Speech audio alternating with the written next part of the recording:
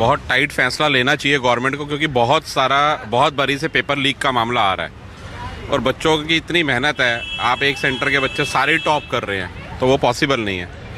मतलब अगर हम 5 जने सीरियली टॉप कर रहे हैं, हाँ सीरियल में टॉप हो रहा है, मतलब 720 मार्क्स का एग्ज़ाम है और उसमें 15-20 बच्चे 40 बच्चे एकदम से 720 ले आते हैं, तो ये बहुत बड़ा इशू है।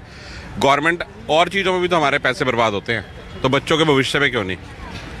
हाँ और क्या, हजारों हजार करोड़ रुपए अभी इलेक्शन में लगे दिया प्रचार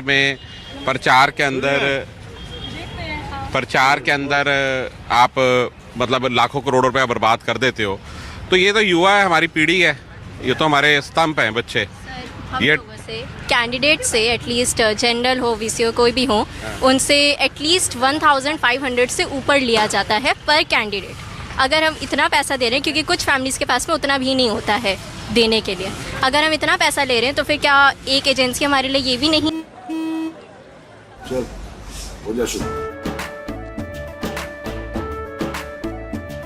केसरिया से मन जोगी हुआ रे, दिल झूमे देखो पतवारा हुआ रे, दिल झूमे देखो पतवारा हुआ रे। हर पल मनाओ केसरी त्योहार। विमल, बोलो जुबां केसरी। चेक करवा सकते कि वो पेपर अच्छे से हो बिना लीक के। बिल्कुल हो, और ये इस पर तो कानून ऐसा कठिन बनना चाहिए ना, ऐसा बना है लेकिन तब भी नहीं होता। हिंदुस्तान के अंदर ये आप फॉर द लास्ट 3 इयर्स देखो, मैक्सिमम पेपर्स लीक हो रहे हैं। यार एकदम आपकी बात से मैं सहमत हूँ। मतलब और जो लीकेज, मतलब मैं तो ये भी मानता हूँ जिसके लीकेज की खबर नहीं आती वो भी पता नहीं सही हुआ कि नहीं। आपके और हमारे, अगर हम बिजनेस कोई भी करते हैं, अगर हमारे कोई डॉक्यूमेंटेशंस लीक होते हैं, जैसे हम बिजनेस कर रहे हैं, अगर हमारी कोई फाइल लीक हो रही है, हमारी डील्स अगर किसी और के पास जाती हैं, कोई भी हमारी बात किसी के पास जा रही है, तो कहीं ना कहीं पेश तो हमारे ऑफिस में ही है ना, लीकेज तो मेरे ऑफिस से ही है ना। जब मेरे अगर कोई चीज़ चली जाएगी तो लीकेज, अगर हम गवर्नमेंट, इतनी बड़ी एजेंसीज हैं, रॉ है, CBI है, CID है, रातों रात नेता को ढूंढ लेंगे, उनको उठा लेंगे, आदमी को उठा लेंगे, तो वो काम तो कर लेते हो, इनको तो उठा के देखो, या तो ये आप खुद करवा रहे हो।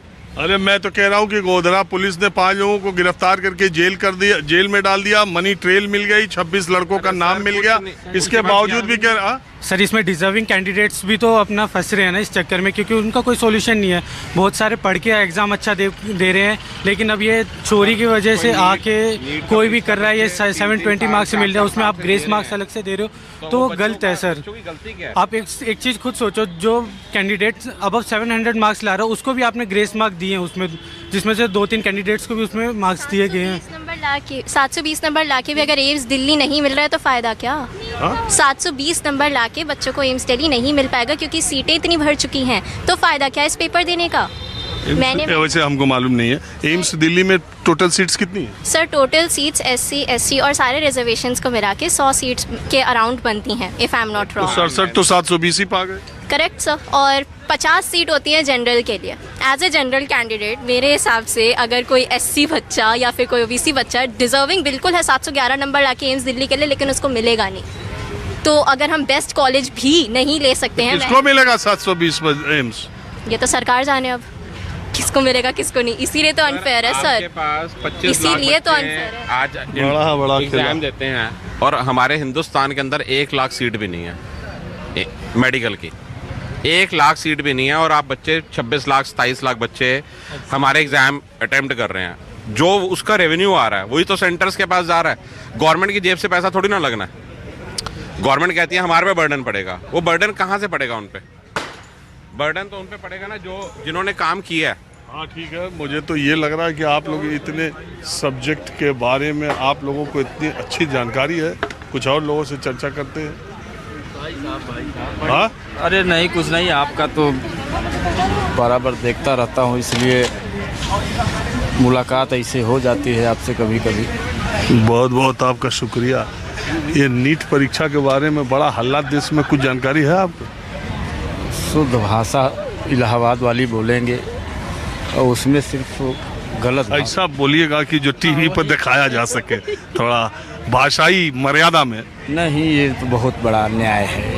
एक भी परीक्षाएं शुद्ध रूप से नहीं हो पा रही, इससे बड़ा दुर्भाग्य और क्या हो इस सकता देश का सबसे बड़ा दुर्भाग्य मैं भी मानता हूँ। देखो आज सबको सरकारी नौकरी नहीं मिल सकती या सबको सरकारी व्यवस्था नहीं मिल सकती, लेकिन जो लोग काबिल हैं, जो छात्र काबिल हैं, उनको तो नौकरी मिल सकती है और उनको मिलनी चाहिए। इस तरह से एग्जामिनेशंस पे सवाल उठेंगे तो हमारी संस्थाओं पर कितना बड़ा सवाल। यही तो कहा ना कि बहुत बड़ा दुर्भाग्य है ये देश का कि एक भी एग्ज़ाम अगर कायदे से नहीं हो पा रहा है तो ये कहीं न कहीं व्यवस्था पे सवाल। आप कहाँ से आए? हम तो इलाहाबाद से आए हैं, हम तो यहीं रहते भी हैं, नोएडा में ही रहते हैं। अच्छा, तो इलाहाबाद में भी तो ये यूपी कांस्टेबल हुआ, वो भी रद्द हो गया। पहली बार दिन परीक्षा होती है वो एक को परीक्षा सफल नहीं हो पा रही है, इससे बड़ा और क्या बताऊँ आपको। इलाहाबाद में तो आए दिन कोई न कोई एग्जाम होता है। ARO की परीक्षा यूपी पब्लिक सर्विस कमीशन ने ली थी और रद्द हो गई, उसके पर्चे लीक हो गए। उसके बाद इलेक्शन से पहले 3 परीक्षाएं, जहाँ तक मुझे मालूम है, हो सकता है 2 ही हो, लेकिन 3 परीक्षाएं इलेक्शन से पहले यूपी पब्लिक सर्विस कमीशन कराने वाला था। पेपर ARO का लीक होने के बाद उसकी इतनी हिम्मत नहीं पड़ी कि चुनाव से पहले 3 परीक्षाएं करा ले, क्योंकि अगर परीक्षाएं कराएंगे पेपर लीक होगा कि नहीं लीक होगा इसका उनको डर था। और मुझे जहाँ तक जानकारी है, मेरे सूत्रों के मुताबिक पब्लिक सर्विस कमीशन जो उत्तर प्रदेश का प्रयागराज में है, उत्तर प्रदेश का, वहाँ जिस एजेंसी को पेपर छापने की टेंडर दिया गया था तो उन्होंने कहा उसी के पास फिर छपने जाना है तो फिर न लीक हो जाए। तो देश में ये पब्लिक सर्विस कमीशन, लोक सेवा आयोग संवैधानिक संस्था है, संविधान में इसका जिक्र है कि सरकारी नौकरियों के लिए ये इस आयोग के जरिए लोग आएंगे।